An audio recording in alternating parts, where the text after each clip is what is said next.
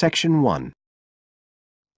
You will hear a woman phoning the local council about an abandoned vehicle. First, you have some time to look at questions 1 to 6 on page 128.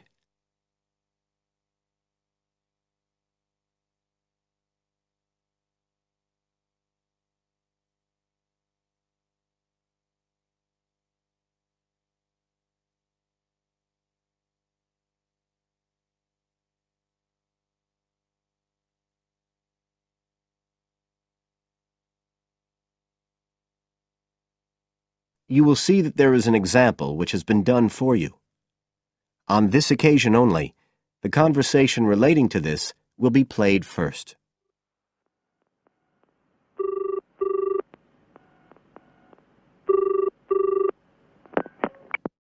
Environmental Health Department, Paul speaking. Oh, hello. I wanted to report a vehicle that's been left parked near where I live. I think it's been abandoned. I wondered if the council could arrange to get it towed away. Have I got through to the right department? Yes, you have. If I could just take a few details. Your name, please? Mrs. Shefford. Thank you.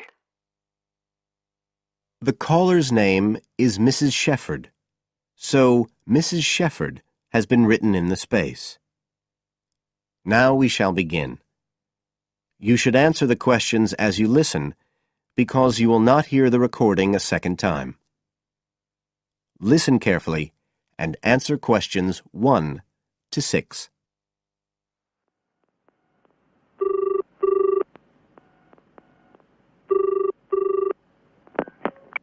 Environmental Health Department, Paul speaking. Oh, hello. I wanted to report a vehicle that's been left parked near where I live. I think it's been abandoned. I wondered if the council could arrange to get it towed away. Have I got through to the right department? Yes, you have. If I could just take a few details. Your name, please? Mrs. Shefford. Thank you. It's not my vehicle, though. I just thought someone ought to report it. No, that's fine. What I need to do is take some details first, then we can decide what to do about the problem. Oh, I see. So the next thing I need to know is your address. Right, it's 41 Lower Green Street, Yes? Barrowdale. And the postcode's WH4 5JP. Fine. And if I could just ask for a telephone number. It's 01778 552387. I'm out quite a lot, but you can just leave a message on the answer phone if you need to. Or I could give you my mobile number. That's all right, don't worry. Now, could you tell me a little more about this vehicle? You say it's been abandoned. Well, it certainly looks like it. Can you give me an idea of where it is? Yes, it's near the main road that goes through Barrowdale. Is that the A69? Yes, that's right. Now, there's the primary school just towards the end of the village, and then next to that, next to the children's playground, there's a field, and it's in there. Oh. I wonder how it got in there. Well, there's a gate to allow farm machinery in and out. I thought something ought to be done about it. The children from the school might start playing in the vehicle and lock themselves in or something. Yes, you are quite right to report it. And what type of vehicle are we talking about here? It's a van, actually. You know, the sort with just a couple of little windows at the back. Right. You don't happen to know the make and model, do you? Oh, yes. I went and had a look and got all the details. I thought you might need them. I'm surprised the school hasn't contacted you about it. Anyway, I wrote the details down. Right. It's a Catala, and the model's a Flyer 2000. Is that Flyer? That's right. Very good. And the colour? Well, it's not all that easy to see because it's absolutely filthy. And actually, it looks as if it's had a paint job at some stage.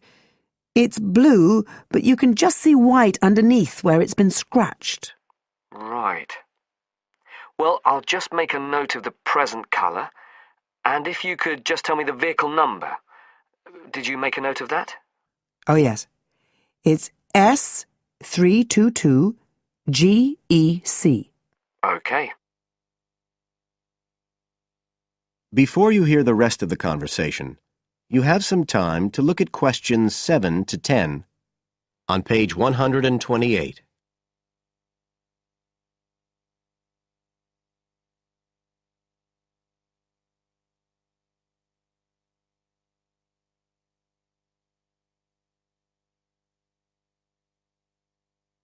Now listen and answer questions 7 to 10.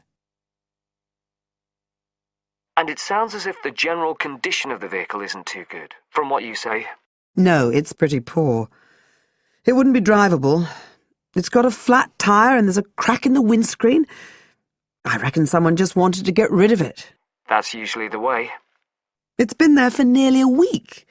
No, it must be 8 days. I remember it was a Sunday morning when I noticed it. It wasn't there the day before. I walk past it most days on the way to the shops. I'd have thought the school would have reported it. Does the field actually belong to the school? No, it's part of Hill Farm Estate. Right. I'll just make a note of that. And I don't suppose you have any information about who might own the vehicle? No, I've no idea. So what will you do now? Well, we'll come and have a look and see if we can trace the owner. And if we can't, the vehicle will be removed as rapidly as the law permits. It could be anything up to 20 days. One thing I should say, I'm quite sure this doesn't belong to anyone round here. I'd definitely recognise it if it was from someone who lived here. So you don't think it was anyone local? Right. I'd say at a guess we're looking at a stolen vehicle here. I did wonder if it might have been. You hear such a lot about car thieves nowadays. Well, we certainly will be looking into that possibility. Anyway, thank you for contacting us, Mrs. Shefford, and we'll keep you informed of what happens. Right. Thank you very much. Goodbye. Goodbye. That is the end of section 1. You now have half a minute to check your answers.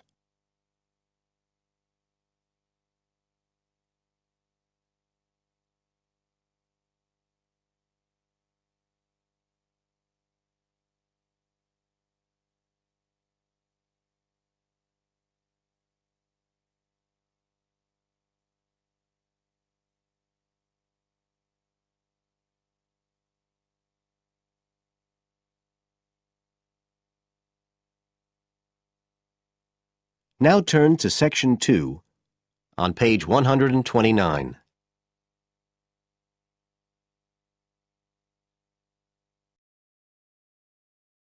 Section 2. You will hear a tour guide talking to a group of tourists who are visiting a historic town on the east coast of the USA. First, you have some time to look at questions 11 to 17 on page 129.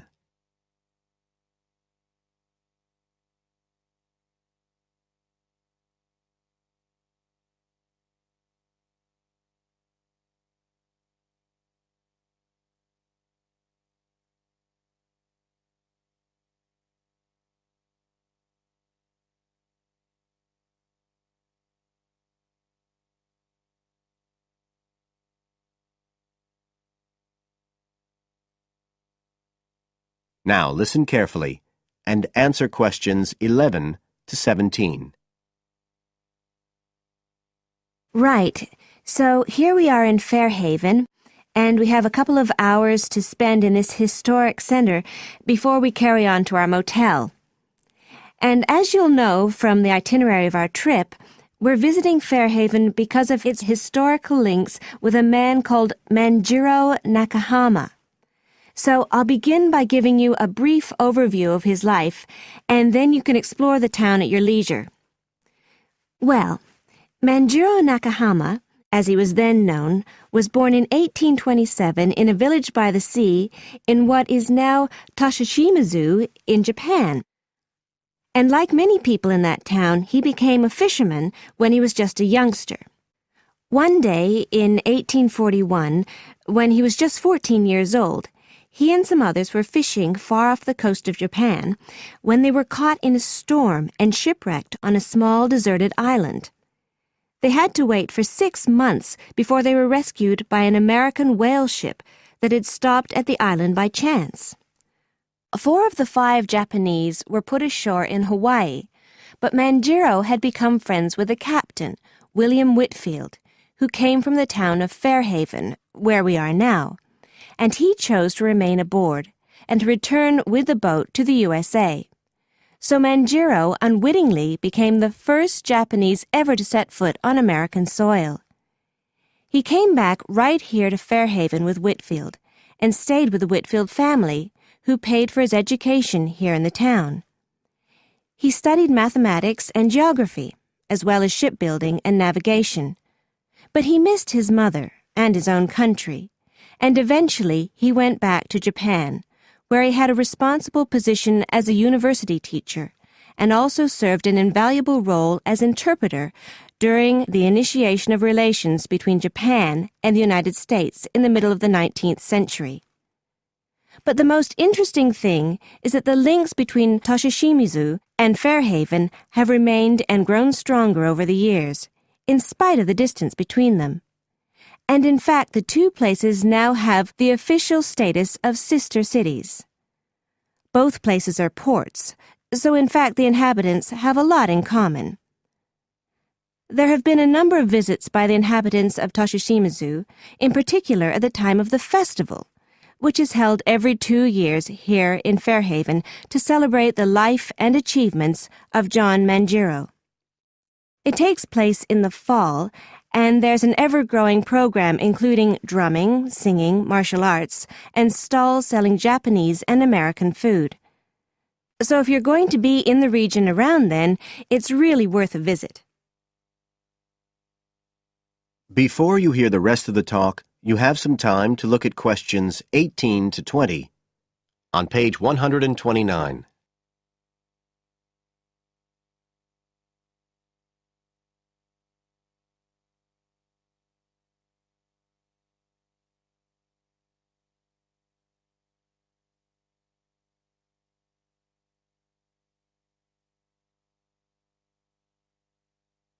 Now listen and answer questions 18 to 20.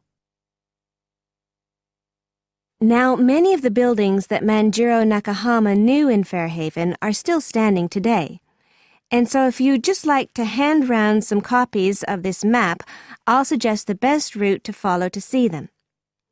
Okay, so if you look at the bottom of the map, you can see the Millicent Library, and that's where we are now. Now, to follow the John Manjiro Trail, you go out of here along Center Street and then head up Main Street until you get to Pilgrim Avenue. Go down there and turn right at the end. Go straight on, and just on the corner with Oxford Street, you'll see a 2-story house. This is the Whitfield family house, and this is where Manjiro first stayed when he came to Fairhaven. It's still a private residence, so please respect the owner's privacy. Okay, now if you carry on along Oxford Street, then turn left at the end, you'll come to North Street, and about halfway down there is what's known as Old Oxford School. This was the very same school that Manjiro attended when he lived here. It was considered to be the best school in town because of the quality of the building. Unusually, it was built of stone, and the quality of the teaching. Nowadays, it's usually closed, except on special occasions. Go on to the end of North Street and turn the corner onto Adams Street. If you follow the road down back towards the library, you go round a couple of sharp bends, and on the second of these, you can see the School of Navigation, which Manjiro also attended. And if you follow the road on, you'll soon find yourself back here at the library. And I'd suggest you spend some time looking around that too, if you have any time left. Right. Now, does anyone have any questions? That is the end of section 2. You now have half a minute to check your answers.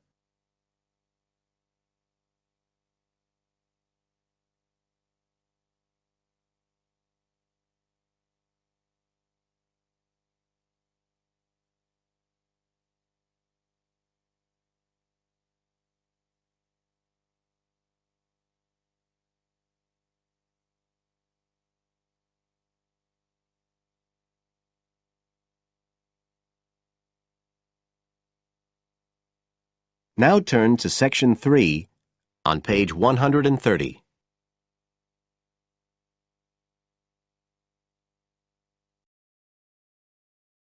Section 3. You will hear part of an interview between Dr. Hilsden, a member of staff on a fashion design course, and a student, Julia, who is applying to do the course. First, you have some time to look at questions 21 to 23 on page 130.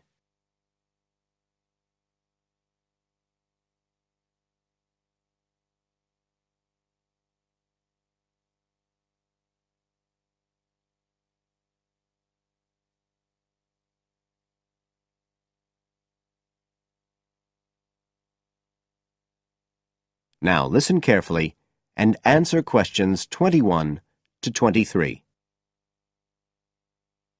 Right, Julia. So, from your CV and portfolio, and what you've already told me, you seem to be very much the sort of person we're looking for on the postgraduate course. So tell me, you finished your fashion design course in London 4 years ago. Did you think of carrying straight on and doing a higher degree at the time? Yes, but there were financial pressures. So I ended up working in the retail industry, as you can see from my CV.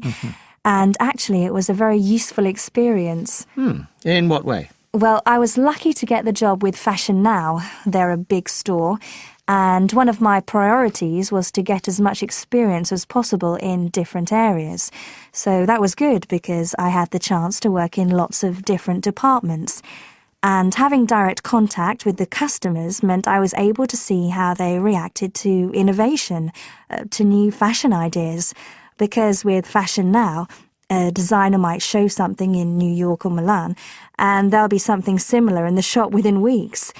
So that was probably the most useful thing for me. Right. And so what's made you decide to do a postgraduate course now?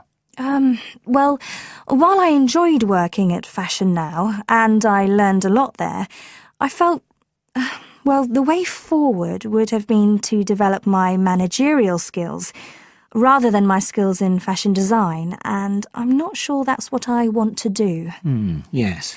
When I was doing my degree in London, I'd been interested in women's wear, but I know that there's been a lot of work done in areas like new fabric construction.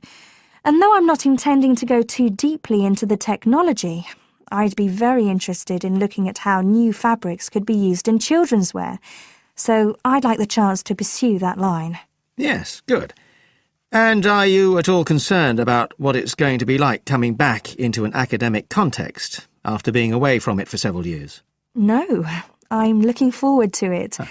But I'm basically more interested in the application than the theory. Or at least that's what I've found so far, and I'm hoping the course will give me the contacts and skills I need eventually to set up my own enterprise. I'm particularly interested by the overseas links that the department has.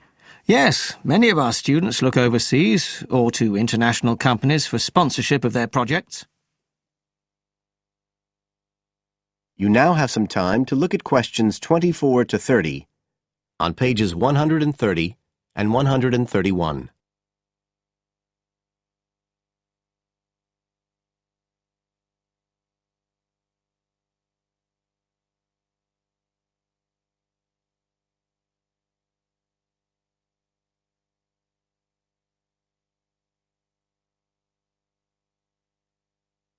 Now listen and answer questions 24 to 30. And the facilities here look excellent. I just went to look at the library. It's really impressive. There's so much room compared with the one at my old university. Yes, most students find it's a good place to study. And there are link-ups to other universities, of course, and all the usual electronic sources. The staff run an information skills programme, which we recommend all postgraduates do in the first week or two. Design students find these special collections particularly useful. Yes. Then we have a separate computer centre, which has its own academic coordinator, Tim Spender. He's got a background in art design, and the ethos of the centre is that it's a studio for innovation and creativity, rather than a computer laboratory. Oh, right. I liked the study spaces where students can sit and discuss work together. Very useful for joint projects. We always had to do that sort of thing in the cafeteria when I was an undergraduate. And I read in the brochure that there's a separate resource for photography. Yes, it's called Photomedia. It's not just for photography, but things like digital imaging and new media. It's a resource for all our students, not just fashion design. And we encourage students to work there, producing work that crosses disciplinary boundaries. It's well used. In fact, it's doubled in size since it was set up 3 years ago. And we also have an offshoot from that, which is called time-based media. This is for students who want to develop their ideas in the area of the moving image or sound. That's in a new building that was specially built for it just last year. But there are plans to expand it, as the present facilities are overstretched already. Right. Now, is there anything you'd like to ask about the course itself? I know it's a combination of taught modules and a specialist project, but how does assessment fit in? Well, as you'd expect on a course of this nature, it's an ongoing process. The degree course has 4 stages, and there are what we call progress reviews at the end of each of the first 3. Then the final assessment is based on your project. You have to produce a report, which is a critical reflection on your work. And is there some sort of fashion show? There's an exhibition. The projects aren't all focused on clothes as such. Some are more experimental, so that seems more appropriate. We ask representatives of fashion companies along, and it's usually well attended. Right. And another thing I wanted to ask. That is the end of Section 3. You now have half a minute to check your answers.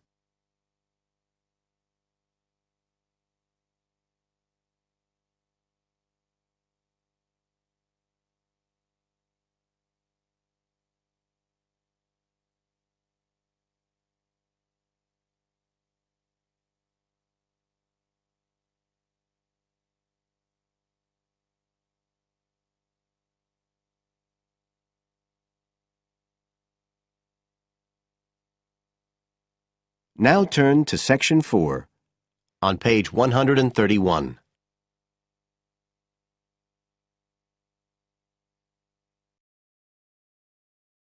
Section 4. You will hear a lecturer talking about the importance of laughter. First, you have some time to look at questions 31 to 40, on page 131.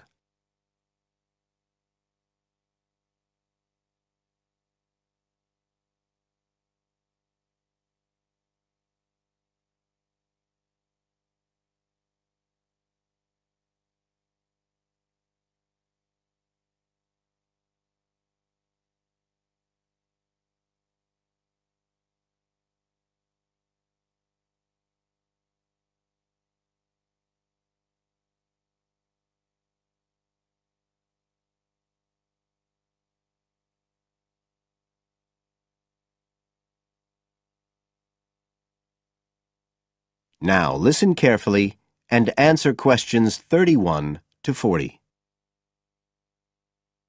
Good afternoon, everybody. And in our second talk on social psychology, I want to look at the role of laughter in our lives, something that usually gets everyone smiling from the start.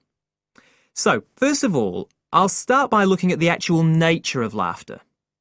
Well, when someone laughs, you've got movement of the muscles of the face and the chest, and you've got sound formed when the air's forced out of the body as part of this process. So we're talking about a physical activity. But obviously, other things are involved as well, and this is where it gets more complicated. Laughing isn't something that you normally decide to do, so it's not voluntary behaviour like ordinary speech. Instead, it's regulated by our instincts, rather like the singing of a bird or the roaring of a lion. And once you start to laugh, it can be quite hard to stop. That's not always under your conscious control either. But why do we laugh? Because we find something funny, most of us would say. But in fact, it appears that laughter has little to do with jokes or funny stories. Only about 10% of laughter is caused by things like that. One suggestion is that human laughter may have originally started out as a shared response to signal relief at the passing of danger. And it's true that even these days, laughter's rarely an activity carried out by an individual on his or her own. In fact, people are 30 times more likely to laugh when they're with other people than when they're completely alone. Laughter still seems to be a kind of social signal. It occurs when people are in a group and they're comfortable with one another. And it seems likely that laughter can result in the creation of bonds between the people in the group.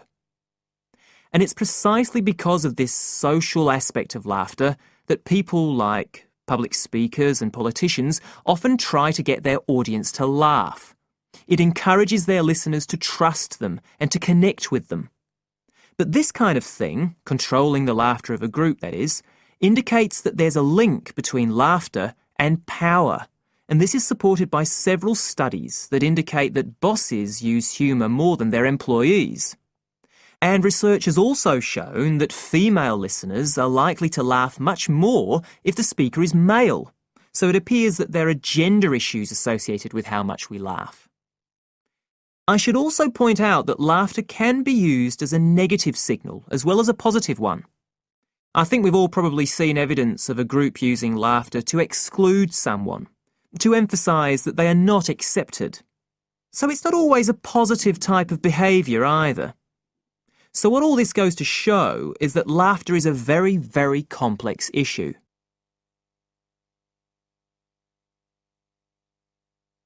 It does appear, however, that laughter has definite benefits. If we look first at the psychological aspects, we know that people often tend to store negative emotions such as anger, sadness and fear, rather than expressing them. And it seems that laughter provides a harmless way for the release of these emotions. But there are also clear physical effects that have been monitored too. For example, laughter is good aerobic exercise. It speeds up heart rate and respiration and raises blood pressure. One researcher suggests that 100 laughs a day is the equivalent of 10 minutes jogging. Laughter also helps prevent the stress that so many people suffer from today, which results from the faster pace of life and all that goes with it. It does this by reducing the levels of hormones in the blood which are caused by stress. And in addition, it is known to increase the levels of chemicals that protect the body from infection or pain, and so it helps to boost the immune system.